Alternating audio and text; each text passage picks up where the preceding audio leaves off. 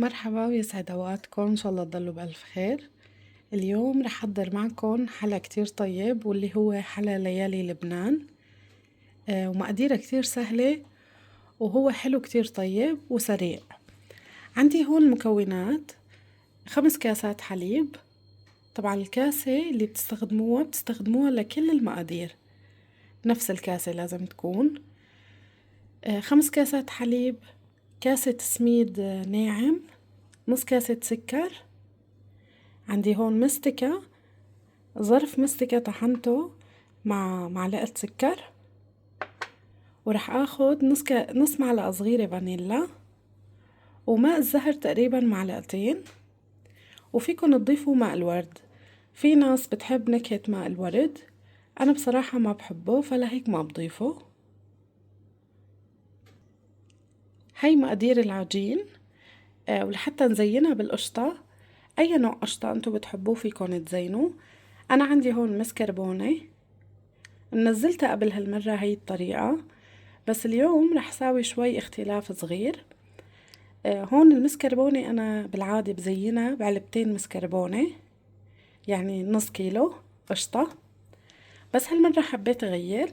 هاي علبة فيها 250 جرام، ورح أخلط معها كريمة سائلة، رح أخفقها للكريمة السائلة وبعدين أخلطها مع القشطة بتطلع طيبة.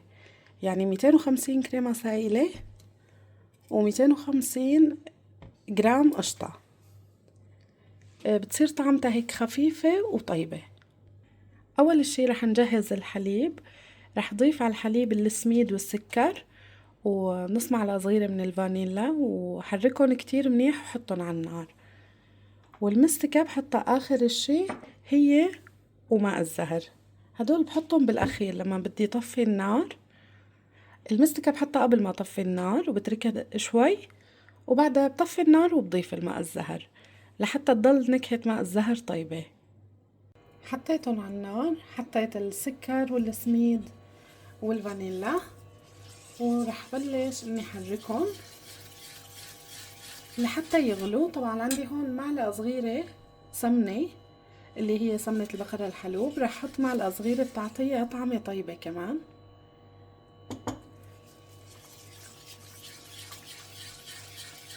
رح اتركهم لحتى يغلوا وتتماسك شوي. غلت عندي وبلشت شوي تتماسك، فرح اضيف السمنة. بسم الله الرحمن الرحيم.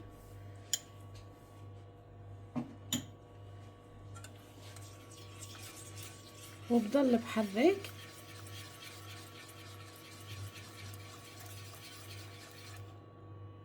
هيك. الخليط تقريبا قرب يخلص، فرح ضيف المستكة وعلى نار واطية شوي.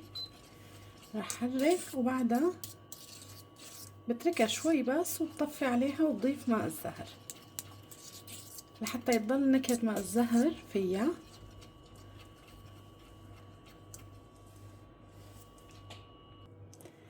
هلا رح ضيف ماء الزهر وطفي عليها.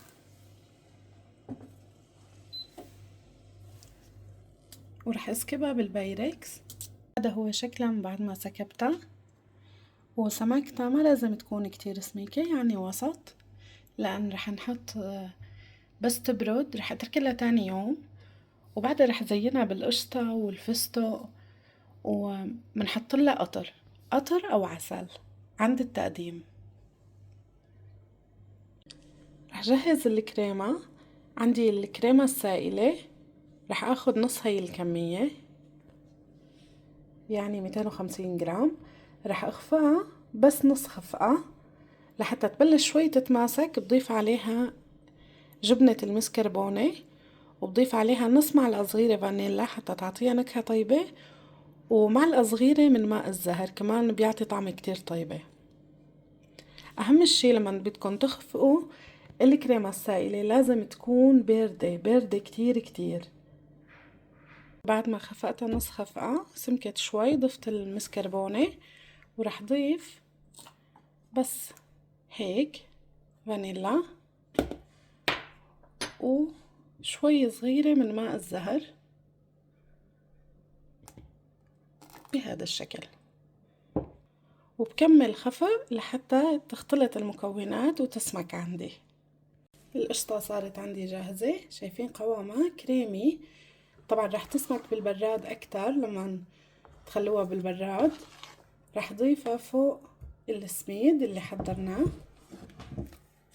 وبلش اني شكلها.